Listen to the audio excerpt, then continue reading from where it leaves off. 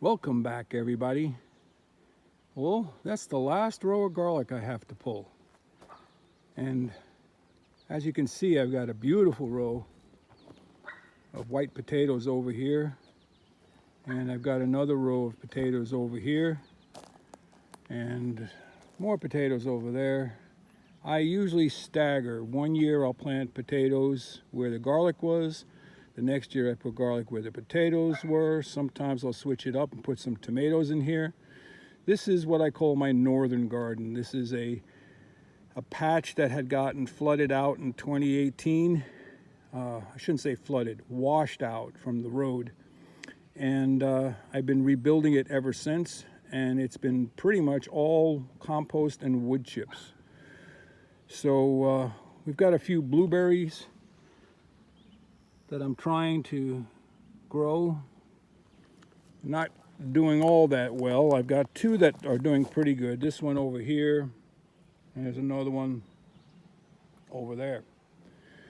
So if you notice in the garlic patch, there is one that I let go, and that's my indicator. That's my barometer, thermometer, indicator of when you know for 100% certain it is time to pull the garlic. Now, this one is right at about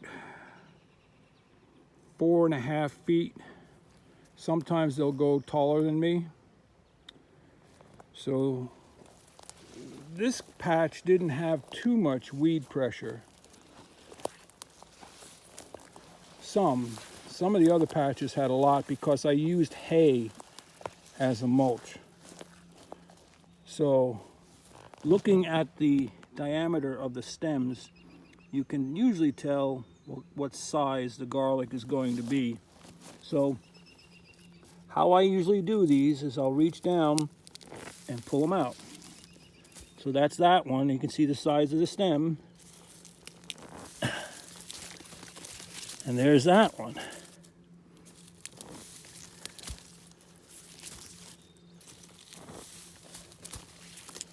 See, now you can tell they're ready to harvest by how easy,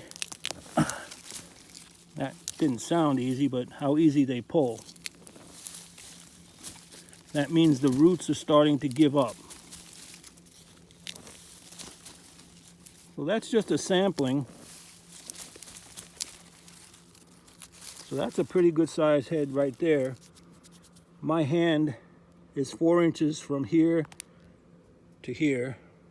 Usually 4 inches between fingers. And so you can see that's a pretty decent size. That's a pretty decent sized bulb of garlic. I do not have small hands. So I'm going to get at it and pull this row. And the garlic harvesting will be done, but not the garlic curing.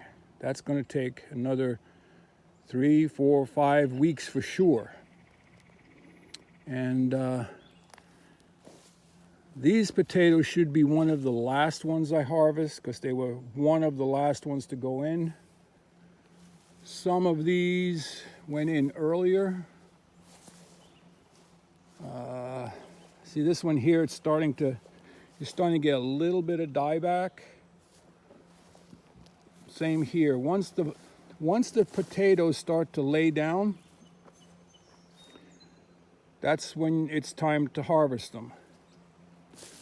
But if you don't have cold weather coming, you can leave them in.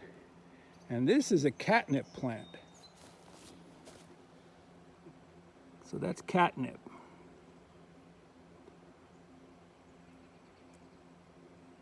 What I'll do is I'll dry some of this for catnip tea. We don't have a kitty cat anymore, so there's no fun to have with letting your kitty cat rub on it. There's one of the Titan sunflowers. It's 4 foot tall now. It can go another 10 foot. There's another one. There's another one over there. In here, I have the only 3 butternut squash that made it through this spring.